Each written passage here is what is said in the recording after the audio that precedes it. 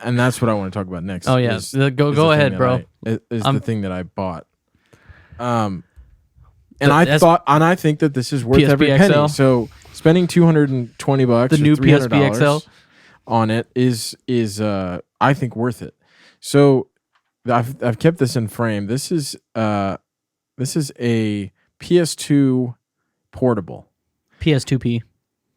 It is PSP2. It is made by a person, I believe, in China who sells them on AliExpress.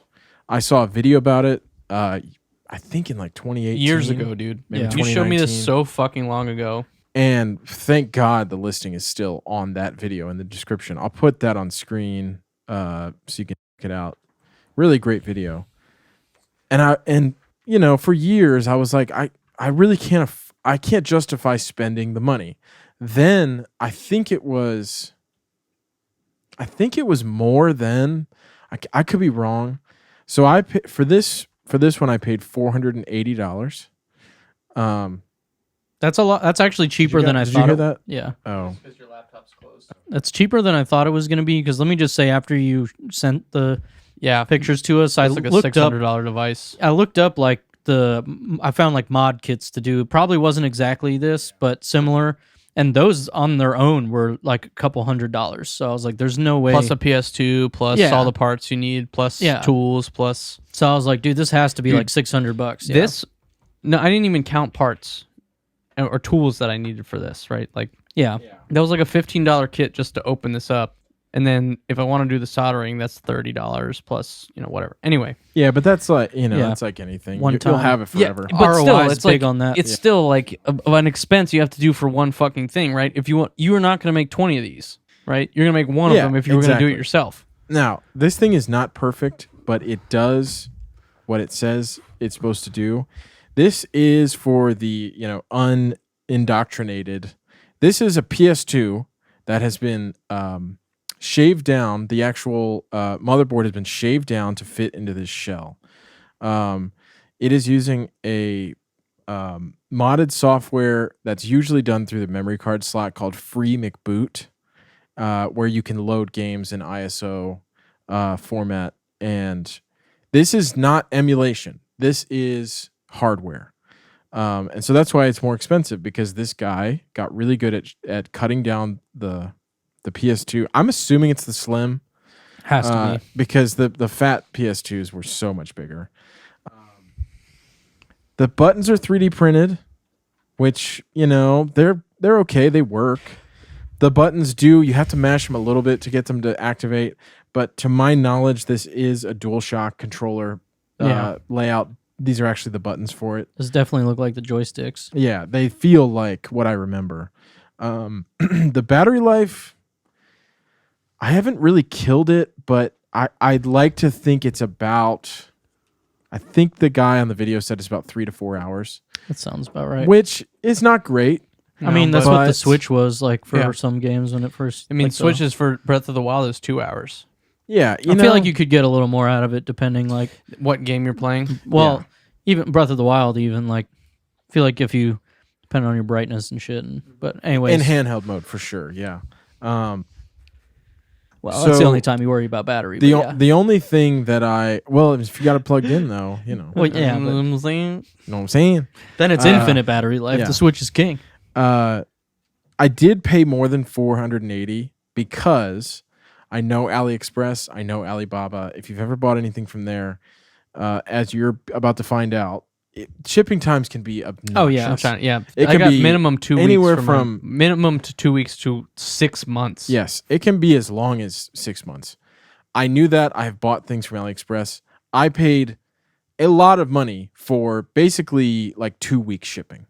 Dude, let me tell you, all the fucking figures I buy from Japan, if you don't pay like $40 in shipping, sometimes it's cheaper depending, but some places I order from free shipping's like 4 months, and then it's like immediately at least $30 if you want it in 2 weeks.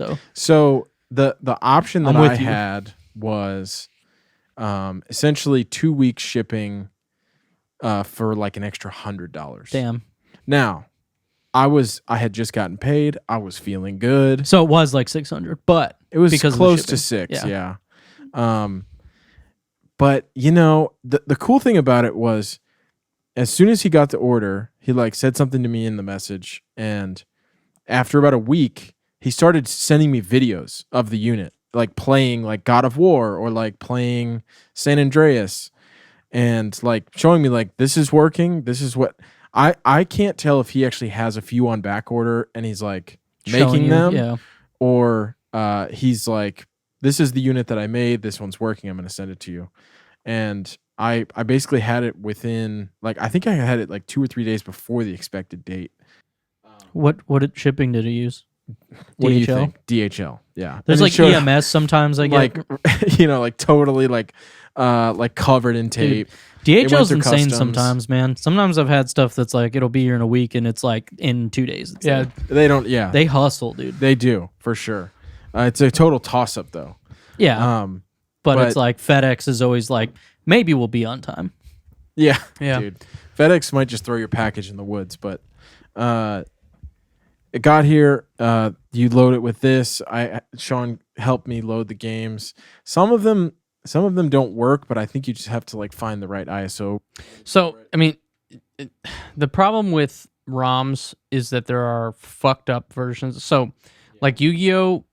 Eternal Duelist Soul, I had a ROM that was like, it had an extra like splash screen before the game starts that people added in that was like, thanks to so and so for dumping this ROM. Yeah. I've never seen that. That's what I'm saying. Like, there are dirty ROMs out there, and like a lot of the times you'll get unclean or fully dumped ROMs that end up, Well, I was gonna say sometimes depending, at least when I use the PSP, sometimes there were like different formats you could do, and sometimes if they had been like converted back and forth, it wasn't done like correctly or whatever, and then like it's basically like compressing and uncompressing, but maybe you lost a file that isn't important in that format. Yeah, I saw a lot of when I was looking at emulating PSP on that, and like when I was trying to use I hate the fucking name PPSSPP on my Android. Yeah.